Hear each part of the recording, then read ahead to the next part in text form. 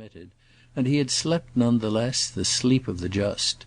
His usual attitude and carriage were of a rather relaxed and lounging kind, but when under a special inspiration he straightened himself, he looked like a grenadier on parade. He never smoked. He had been assured, such things are said, that cigars were excellent for the health, and he was quite capable of believing it, but he knew as little about tobacco as about homeopathy. He had a very well-formed head, with a shapely symmetrical balance of the frontal and occipital development, and a good deal of straight, rather dry brown hair.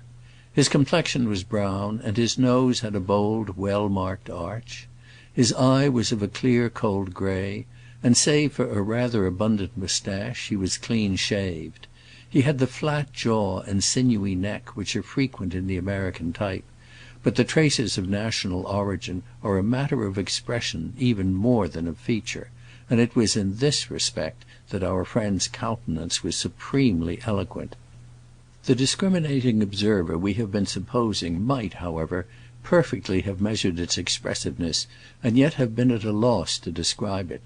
It had that typical vagueness which is not vacuity, that blankness which is not simplicity, that look of being committed to nothing in particular, of standing in an attitude of general hospitality to the chances of life, of being very much at one's own disposal, so characteristic of many American faces.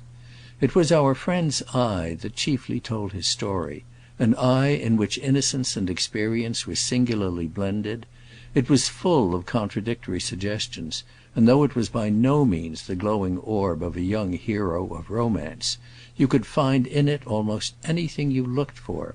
Frigid and yet friendly, frank yet cautious, shrewd yet credulous, positive yet skeptical, confident yet shy, extremely intelligent and extremely good-humored, there was something vaguely defiant in its concessions, and something profoundly reassuring in its reserve.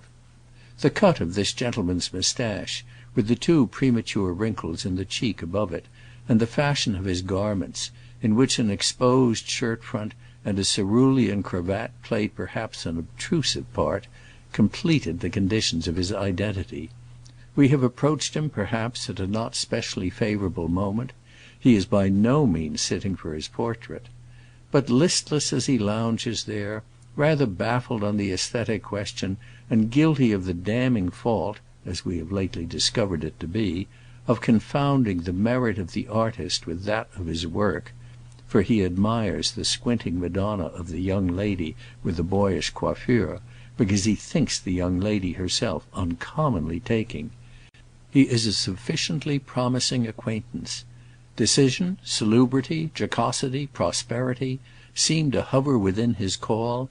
He is evidently a practical man, but the idea in his case has undefined and mysterious boundaries which invite the imagination to bestir itself on his behalf.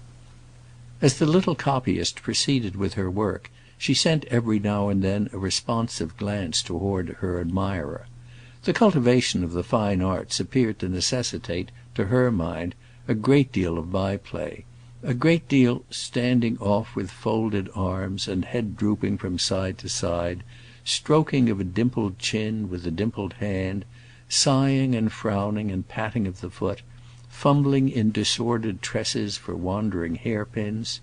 These performances were accompanied by a restless glance, which lingered longer than elsewhere upon the gentleman we have described. At last he rose abruptly, put on his hat, and approached the young lady. He placed himself before her picture and looked at it for some moments, during which she pretended to be quite unconscious of his inspection.